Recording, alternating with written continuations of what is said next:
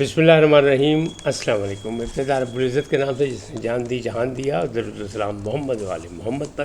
آئیے ان کے ساتھ ناصر نقوی حاضر خدمت ہے۔ ناظرین، وزیر اعظم کی تبدیلی کا مسئلہ، ایک نئی شرلی، بی بی بابے کی لڑائی میں باؤجی، پی ٹی آئی، نئی مشکلات، نیا امتحان، خفیہ ریکارڈنگ کی گونج، ان تمام باتوں پر گفتگو کروں گا، لیکن پہلے آپ سے گزارش، آئیے ان کو سبسکرائب کریں، لائک کریں، گھنٹی کا بٹن دبانا نہ بھولیں، اور اپنی قیمتی رائے کا اظہار اپنی شخصیت کے مطابق کریں۔ جی ناظرین، پہلی بات کرتے ہیں افسوسناک کہ کراچی میں وہ ڈیمپر گردی جو ہے وہ ابھی تک چل رہی ہے۔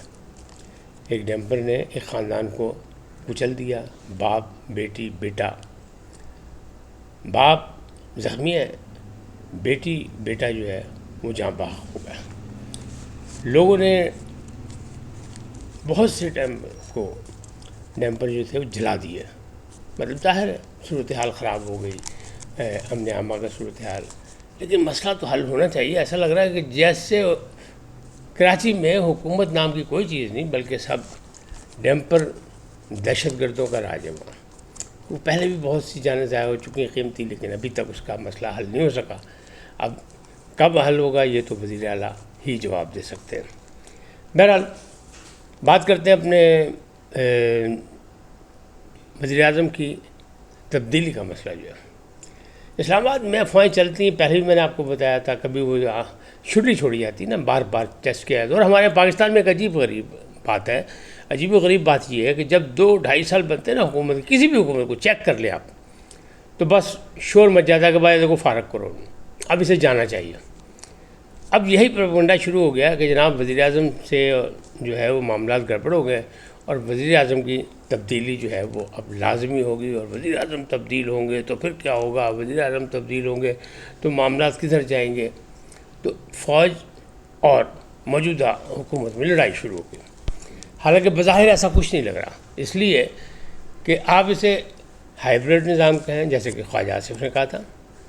اب اسے آپ کہیں کہ نہیں وہ مضبوط ہو گیا، لہٰذا اس کو کہیں ہائیبریڈ سپر ہو گیا، یا اب افواہیں اڑائیں کہ جناب بس ان کی آپس میں لڑائی ہوگی، اب مارشاء اللہ لگنے والا ہے، عزیز ہم وطنوں کی آواز آنے والی ہے۔ جبکہ میں نے پہلے بھی کہا، اب بھی کہہ رہا ہوں کہ 2027 تک تو فیلڈ مارشل کہیں نہیں جا رہے۔ افواہ یہ چھوڑی گئی کہ نہیں جی نہیں، اس نومبر میں ان کی 5 سالہ مدت ختم ہو، 3 سالہ مدت ختم ہوگی تو انہیں پھر سے نیا نوٹیفیکیشن نہیں ملے گا۔ لیکن معاملات یہ نہیں ہوئے، ابھی تک کچھ نہیں ہے، اور پھر اس کے بعد نیا جب ہو جائے گا تو پھر کیا کہتے ہیں کہ جی ان کو 2032 تک چانس بن جائے گا، 5 سال اور دے دیے جائیں گے۔ آئینی تبدیلی ہو چکی ہے، 26ویں ترمیم آ چکی ہے، اس کے تحت جو ہے چیف کے 5 سال ہو چکے ہیں، 5 سال ہو گئے تو 27 تک انہیں کسی چیز کی کوئی ضرورت نہیں ہے، لہٰذا جو ہے معاملات ہیں اس میں کوئی تبدیلی نہیں آئے گی۔ تاہم دلوں کی خواہشیں ہیں، ان خواہشوں کو پورا کرنے کے لیے نئی سے نئی شرلیاں چھوڑی جاتی ہیں۔ تو اب یہ کہا جائے کہ بس جی وزیر اعظم جا رہے ہیں، تو وزیر اعظم کتنے نہیں جا رہے ہیں؟ اچھا وزیر اعظم جا رہے ہیں تو کون آ رہا ہے؟ تو پھر وہ ایک افواہ ہے کہ جناب محسن نقوی صاحب آ رہے ہیں۔ اب محسن نقوی صاحب جو بظاہر سینیٹر ہیں، چونکہ فوری طور پر وفاقی وزیر ہے، تو وہ وزیر اعظم نہیں بن سکتے، سینیٹر نہیں بنتا، قومی اسمبلی کا جو رکن ہوتا ہے وہ بنتا ہے۔ تو جناب ان کو ایک ضمنی الیکشن لڑایا جائے گا، اس میں ان کو جتایا جائے گا، پھر یہ جیت جائیں گے، پھر یہ وزیر اعظم بن جائیں گے۔ تو یہ خواہشیں تو ایسی ہوتی ہے کہ یہ فلانا ہو جائے، یوں ہو جائے، وہ ہو جائے، فلانا مر جائے، فلانا جی جائے، فلانا کے کو ولیعہد پیدا ہو جائے، تو جناب اگلے 10 سال میں حالات بدل جائیں۔ اس طرح کی باتیں ہیں یہ، حالانکہ بات کچھ بھی نہیں۔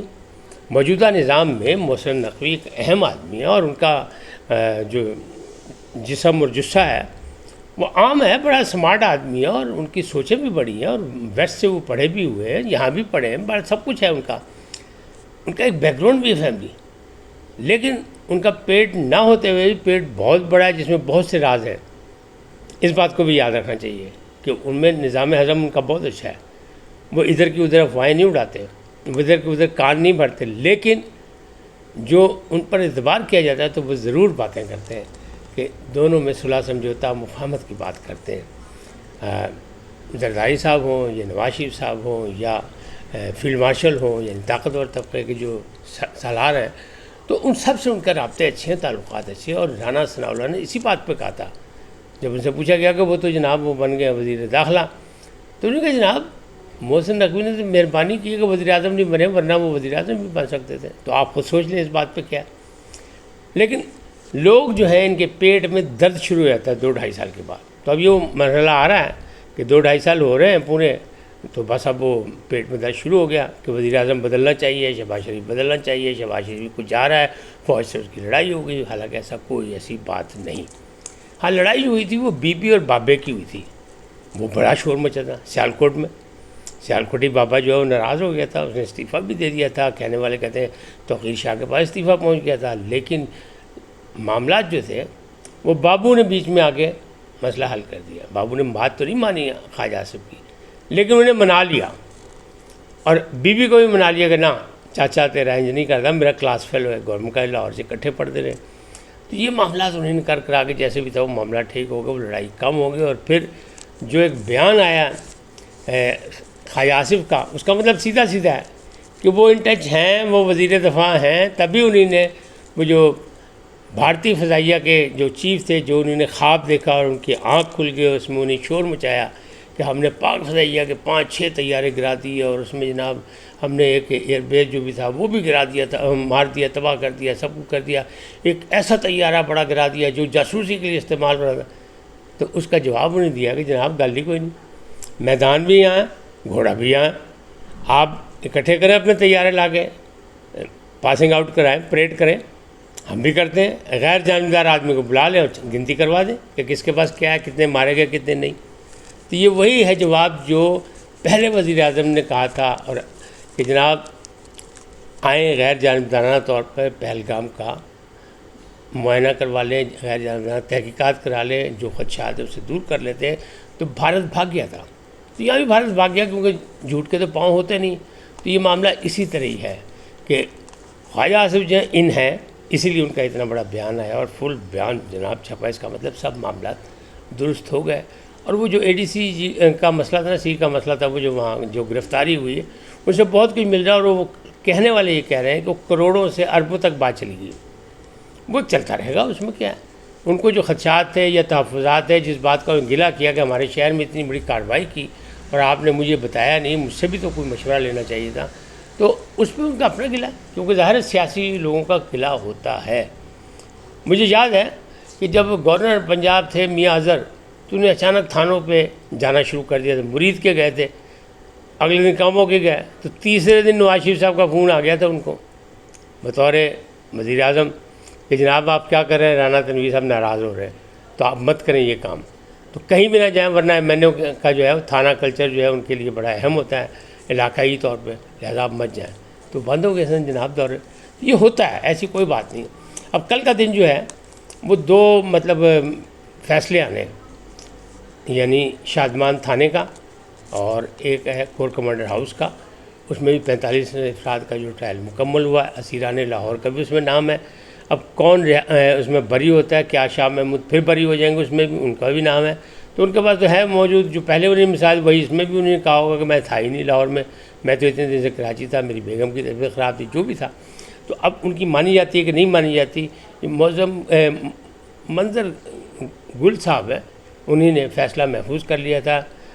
آنا تھا یہ ہفتے کو، یعنی گزشتہ روز آنا تھا، لیکن اب کل آئے گا. کیوں کہ انہوں نے وعدہ کیا تھا کہ یہ رات کی تاریکی میں فیصلہ نہیں دوں گا، دن کی روشنی میں دوں گا.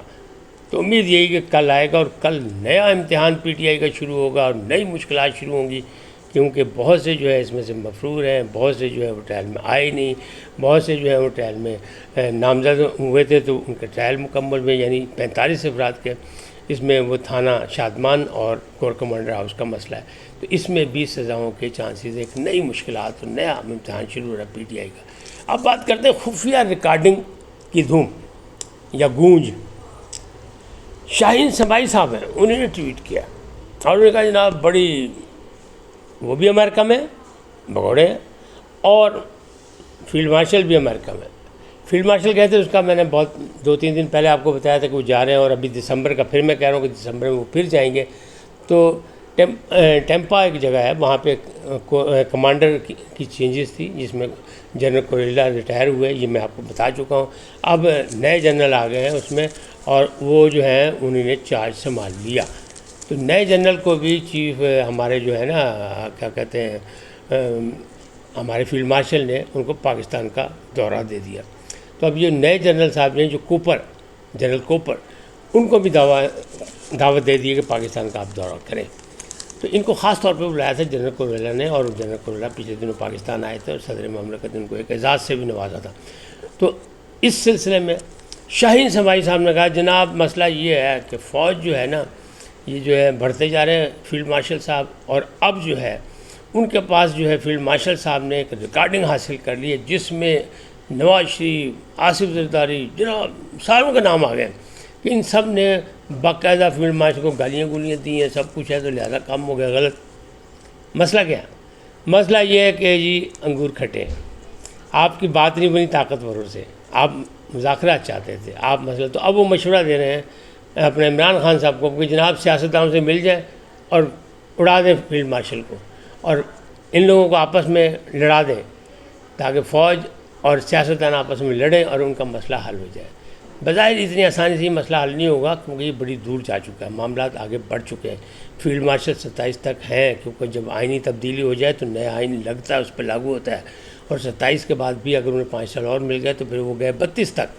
تو یہ ابھی فی الحال تو یہ نظام نہیں، اسی میں اگر کوئی اتار چڑھاؤ آیا، کوئی رد و بدل ہوا، وہ ایک الگ بات ہے، کیونکہ بہت سے معاملات ہیں۔ اسلام آباد میں بھی یہ سوچا جا رہا ہے کہ جناب بڑی ہو گئی، جناب کوئی نظام کی تبدیلی ہونی چاہیے، چودھری نظام الدین کو تبدیل کیا جائے، تو چودھری نظام الدین مضبوط ہے، اتنی آسانی سے تبدیل نہیں ہوگا، اس کے لیے بہت کچھ کرنا پڑتا ہے اور سب کو مل کے کرنا پڑے گا، یعنی تمام سیاسی پارٹیوں کو، تمام جمہوری طاقتوں کو مل کے کام کرنا پڑے گا۔ تو یہاں تو یہ ملنے کو تیاری، اسی لیے اے پی سی نے بھی پہلا شرلی چھوڑی تھی کہ جناب نیا مساق جمہوریت اور ہونا چاہیے، اور یہ وہ سب کو مل کے سوچنا چاہیے۔ سوچ تو یہ رہے ہیں کیونکہ 2 سال میں کچھ نہیں ہو سکا۔